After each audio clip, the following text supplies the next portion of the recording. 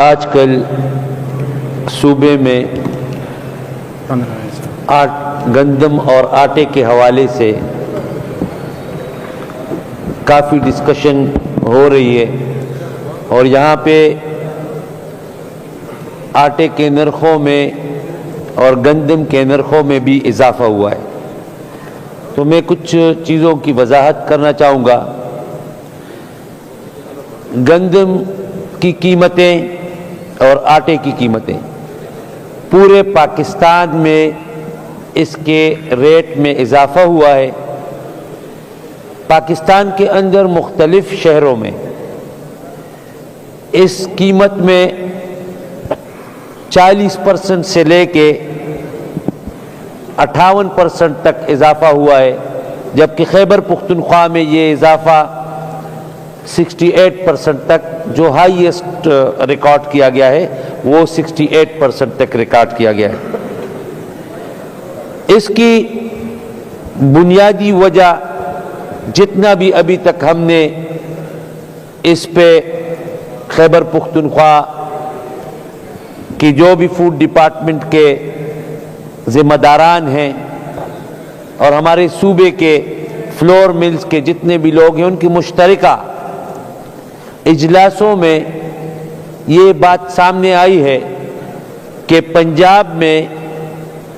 Hoarding کی وجہ سے اور پھر پنجاب کی طرف سے خیبر پختونخوا کی سرحدوں پر پابندی کی وجہ سے گندم اور آٹے کی قیمتوں میں اضافہ ہوا ہے۔ آپ سب کو معلوم ہے کہ خیبر پختونخوا خود 1.472 ملین میٹرک ٹن گندم، یعنی 14,72,000 میٹرک ٹن جو ہے، 14,72,000 میٹرک ٹن گندم جو ہے وہ ہمارا صوبہ جو ہے وہ خود پیدا کرتا ہے، جبکہ 3.8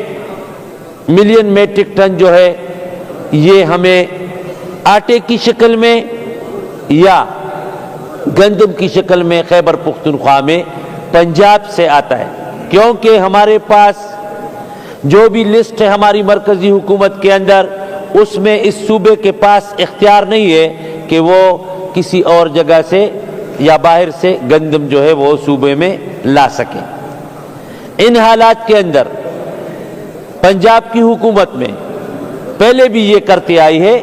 لیکن اس مرتبہ اس میں کافی اضافہ کیا گیا ہے کہ انہوں نے آئین کے آرٹیکل 151 کی خلاف ورزی کرتے ہوئے نوٹیفیکیشن کے بغیر، پروونشل نوٹیفیکیشن کے بغیر، سرحدی نوٹیفیکیشن یعنی سرحدی اضلاع میں اضلاع کی سطح پر نوٹیفیکیشن کر کے خیبر پختونخوا میں آٹے کے اوپر پابندی لگائی ہے، جو کہ ایک انتہائی ظالمانہ اقدام ہے۔ ایک طرف خیبر پختونخوا کے عوام دہشت گردی کا شکار ہے۔ خیبر پختونخوا میں آپ کو پتا ہے کہ سیلابوں سے ہماری کتنی تباہی ہوئی ہے، دوسری طرف ہم اس قابل نہیں ہے کہ یہاں پہ ہمارے پاس گندم جو ہے جو پیدا ہوتی ہے، جو کہ ہمارا سٹیپل فوڈ ہے، اس کے اندر وہ ہماری ضروریات کے لیے صرف 17% اس صوبے میں صرف 17% جو ہے وہ ہماری ضروریات جو ہے اس سے پوری ہوتی ہے، باقی 83% جو ہے یہ ہم پنجاب پہ یا دوسرے ذرائع پہ ہم ڈیپینڈ کرتے ہیں۔ تو پنجاب کی حکومت نے اس طرح کے اقدامات کر کے نہ صرف خیبر پختونخوا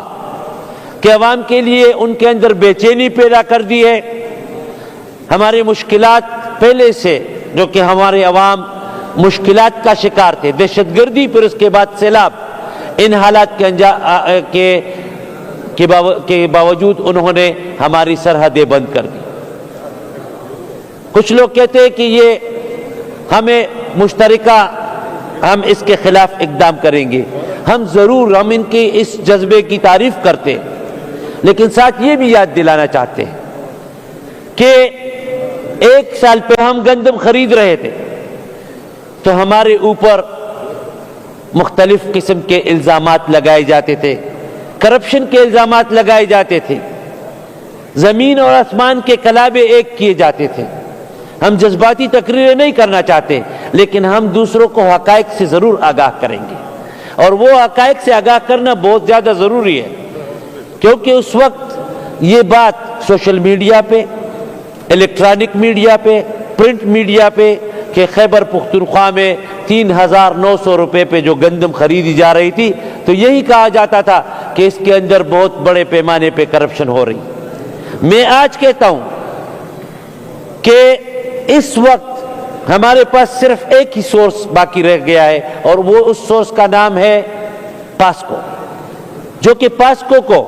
ڈیزالو بھی کیا گیا ہے، لیکن اس کے باوجود اگر ہم گندم خریدیں گے تو ہم نے تمام آپشنز کو دیکھ کر واحد ایک ہی آپشن رہتا ہے۔ تو آج جب ہم پاسکو سے گندم خریدیں گے 1,00,000 میٹرک ٹن بھی، جبکہ ہمیں 5-6 ارب کا نقصان ہمیں اس کا سامنا کرنا پڑے گا۔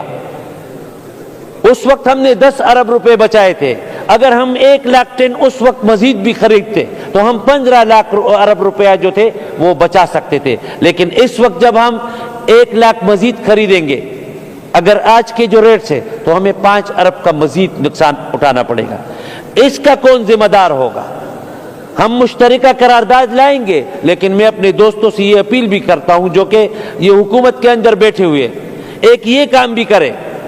کہ اس وقت یا 2025 کی جو گندم ہے جو 2025 میں پیدا ہوئی ہے، پاسکو ہمیں 3,900 والی ریٹ پہ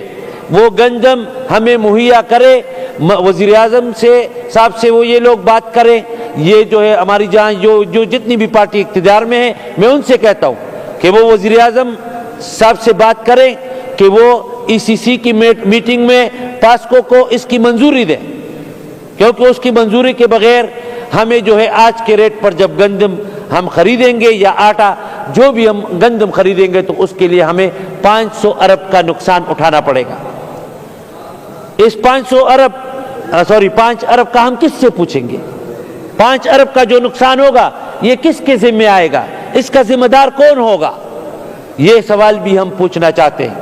ساتھ ساتھ ہم ان کی اس جذبے کی جو آج کے دن کا ہے، اس کی تعریف بھی کرنا چاہتے ہیں، اور ایک ایسے مشترکہ قرارداد ضرور لانی چاہیے جو کہ ہمارے صوبے کے مفاد میں ہے، جو کہ ہمارے صوبے کے عوام کی مشکلات میں اضافہ کم کرنے کے لیے یہ جو ابھی ہم قرارداد جس کی بات یہ کرتے ہیں، اگر ہم یہ لے آئیں تو یہ اس ہماری مشکلات میں کمی کا باعث بن سکتا ہے۔ جہاں تک ہمارے کنڈی صاحب نے کہا، ہمارے جو سیکٹری فوڈ ہیں انہوں نے لیٹر بھی لکھا ہوا ہے، ہم نے جو ہمارے چیف سیکٹری صاحب ہیں ان کے ساتھ کل بھی ایک اسپیشل کمیٹی بنائی گئی ہے جس کی کل میٹنگ ہو رہی، جس کا میں خود بھی ممبر ہوں۔ ہم نے فیڈرل حکومت کے ساتھ مسلسل جو ہے وہ ہم رابطے میں ہیں، پنجاب کے فوڈ سیکٹری کے ساتھ ہم رابطے میں ہیں۔ آج انہوں نے یہ فیصلہ بھی کیا ہے کہ وہ 50,000 میٹرک ٹن ماہانہ خیبر پختونخوا کو گندم جو ہے آٹا جو ہے وہ سپلائی کریں گے۔ لیکن جو ابھی جس طرح انہوں نے پابندی لگائی ہے، 1,00,000 رشوت کے طور پر 1,00,000 ہر ٹرک سے تمام جتنے بھی پوائنٹ سے اس کے اوپر لیا جا رہا ہے، اس کا جواب کون دے گا؟ اس کے کون ذمہ دار ہیں؟ کیونکہ 1,00,000 روپیہ ایک ٹرک سے لیا جا رہا ہے جو خیبر پختونخوا آتا ہے، تو کیا ہماری مشکلات اس سے ہماری مشکلات میں اضافہ نہیں ہوگا؟ جب ان کی اپنی قیمت اور رشوت کو شامل کر کے یہ ہمارے غریب عوام جو کہ 2 وقت کے لیے آٹے کے لیے ترستے ہیں، اس کے قیمت میں اضافے کا باعث نہیں بنے گا، وہ بن رہا ہے۔ تو میں یہ آپ سے یہ درخواست کرنا چاہتا ہوں کہ اس سلسلے میں صوبائی حکومت جو اقدامات اٹھا رہی ہے،